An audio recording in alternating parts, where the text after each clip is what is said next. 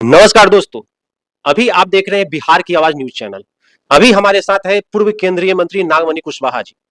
अभी इनसे बात करेंगे। अरवल जिला के हैबतपुर गांव का एक घटना हुआ है, जो मद्य निषेध विभाग द्वारा एक अनिल कुशवाहा जी को पकड़ा गया और उन्हें इतना पीटा गया कि उनकी जेल में मौत हो गई, हाजत में मौत हो गई। अभी हम जानना चाहते हैं इस प्रकरण पर पूर्व केंद्रीय मंत्री नागमणि कुशवाहा जी क्या कहते हैं। नमस्कार सर। धन्यवाद सर, बिहार में जो है कुशवाहा की सरकार है, सम्राट चौधरी मुख्यमंत्री है, इतने बड़े नेता हमारे सामने बैठे हुए हैं नागमणि कुशवाहा जी, और कुशवाहा पर इतना अत्याचार हो रहा है और नागमणि जी मुस्कुरा रहे हैं। नहीं, देखिए, मैं कल ही अरवल के हैबतपुर जहां घटना हुई है, मैं कल गया था।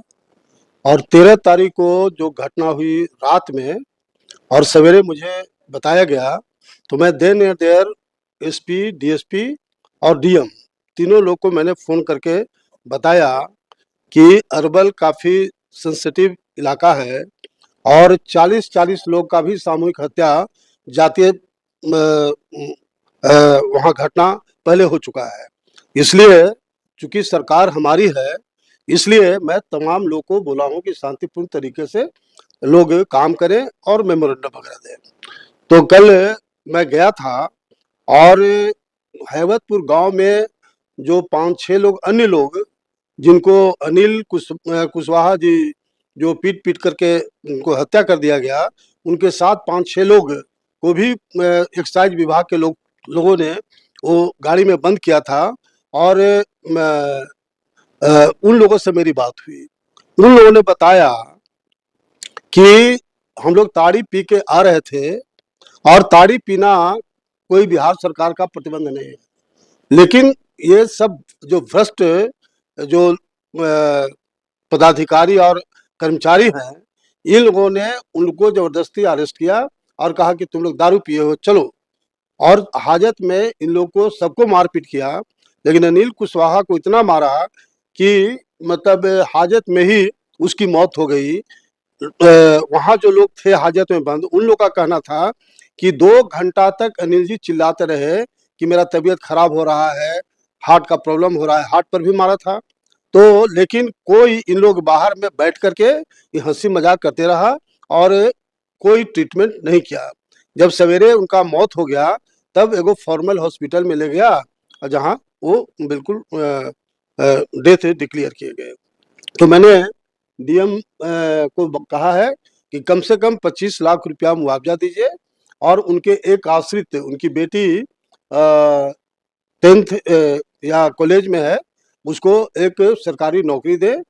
साथ ही साथ एसपी को मैंने बहुत स्पष्ट रूप से कहा हूँ कि ये मैटर मुख्यमंत्री के यहाँ जाएगा और इसमें देन एंड देयर आप वहाँ से रिकमेंड करिए ये इन लोग को सस्पेंड करने का।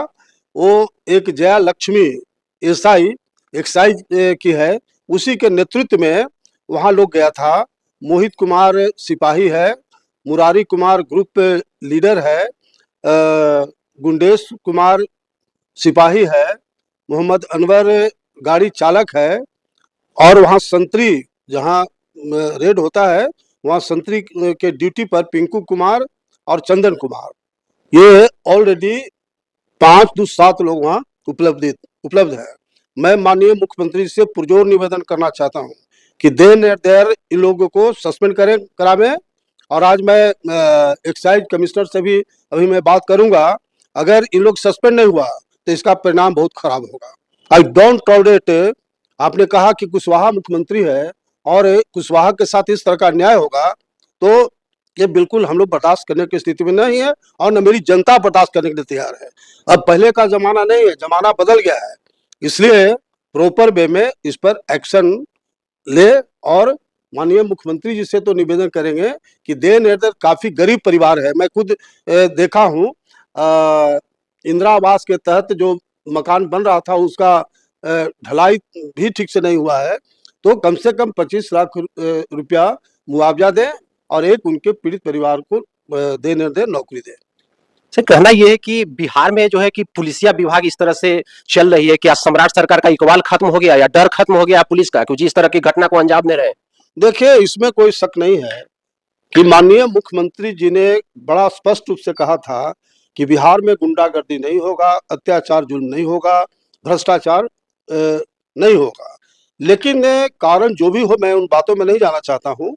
वैसे मुख्यमंत्री जी का तो साफ निर्देश है, लेकिन जिस तरह से पदाधिकारियों को एक्ट करना चाहिए वो एक्ट नहीं कर रहा है। देखिए, मेरा स्पष्ट मानना है कि सरकार और प्रशासन चाह लगी, देखो पत्ता नहीं हिलेगा, देखो पत्ता नहीं, ये मेरा वर्डिंग है। और अगर इधर काफी हत्या का दौर हो रहा है, सरकार एक्शन ले रही है, उस पर हमारा बहस नहीं है, लेकिन माननीय मुख्यमंत्री जी को भी बहुत स्ट्रांगली इसको एक्ट करना चाहिए, क्योंकि इनके बावजूद भी जो अगर एक थाना अगर सही तरीके से एक्टिव रोल अदा करे तो उसके थाना में कोई क्राइम नहीं हो सकता है। और उसके ऊपर डीएसपी है, उसके ऊपर एसपी है, उसके ऊपर डीआईजी होता है, उसके बाद आईजी होता है, फिर यहाँ आईजी डीजी होते हैं और होम सेक्रेटरी होते हैं। इतना के बावजूद भी अगर बिहार में क्राइम हो रहा है, ये हमें दुर्भाग्य मानते हैं। सर, पुलिस पर प्रश्न चिन्ह ये भी उठता है कि कोई भी अगर मद निषेध के तहत अगर पिए हुए पकड़ा जाता है, तारी हो या दारू हो, तो वो जांच का विषय है। पुलिस को, मद निषेध विभाग पुलिस को पीटने का अधिकार है? नहीं, बिल्कुल अधिकार उनको नहीं है।